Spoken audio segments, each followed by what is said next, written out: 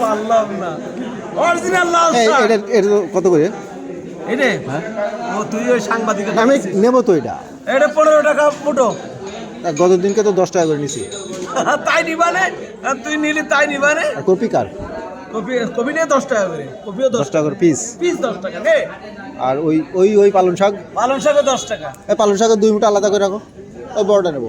আর এগুলো 2 মুঠো। এটা পরে নিছি, এটা আগের দিন নিছি তো। এটা কত? ও 25 টাকা আপনি 50 টাকা।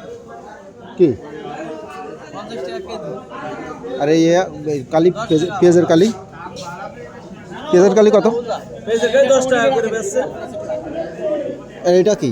এটা ধনেপাতা কত করে? ধনেপাতা 10 টাকা মুঠো। এটা দেশিটা নে।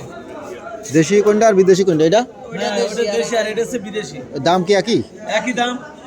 আর ওই লেবু ওই যে কাটা বেগুন 30। এই পাশে কাটা বেগুন 30। কাটা বেগুন মানে? কাটা বেগুন কত? আছে ওই যে বুড়াই কাটা আছে।